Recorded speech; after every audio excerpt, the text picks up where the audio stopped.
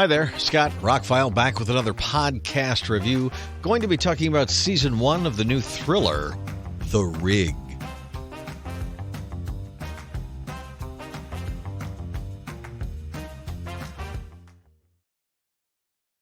I'm not watching a whole lot of TV series these days. I come and go in my life. I've talked about this in other podcasts, but these days, they just can't keep my interest. A lot of them don't. They're just not up to the level. They're not bad, don't get me wrong. And if you're looking for TV shows to watch, we are inundated with a plethora of ones that are decent, that are actually really good. But it's got to be something special for me to stay tuned in. I just get bored. That's why I like movies so much. It's over in 2 hours most of the time. Anyway, started watching The Rig because I had 45, 50 minutes to kill, and it's new on Amazon. And I don't watch a whole lot of stuff on Amazon, but I own it, so why not? And it had sci-fi in the title. I'm like, all right, I'll give it a shot. Emily Hampshire stars in it. She was in 12 Monkeys and in Schitt's Creek. You've recognized a couple of the characters in it. Takes place on a Scottish oil rig. Mysterious fog cloaks them and supernatural forces take hold. That's the description.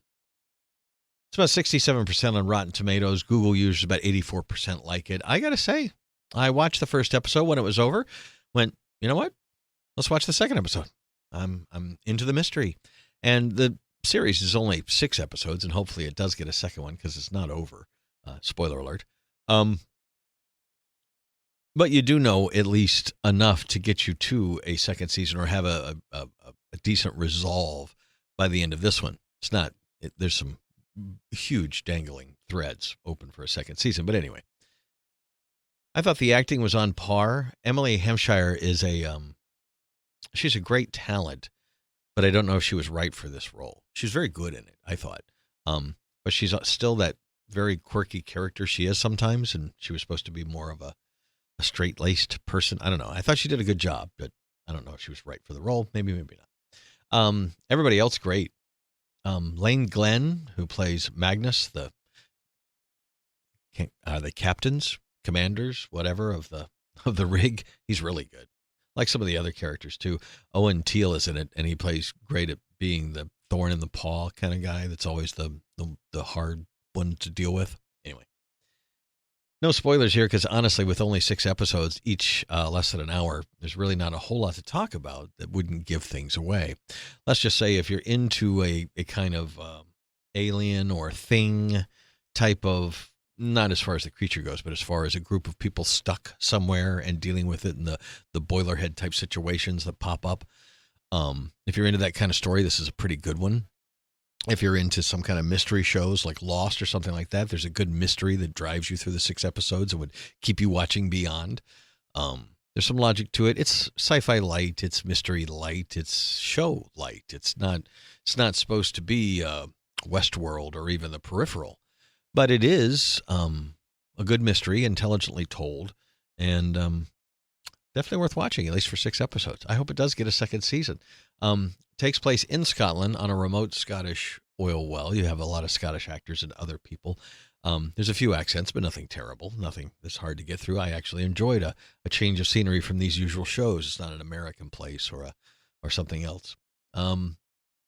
Plus, I've watched a few movies recently that had oil rigs in them. From Deepwater Horizon last year, I finally got to see that movie, to The Burning Sea, which is a great foreign film. There's been quite a few of those. I thought this one was pretty well done. The special effects are pretty good, but it does have a TV budget when it comes to showing them outside on the oil rig talking to each other.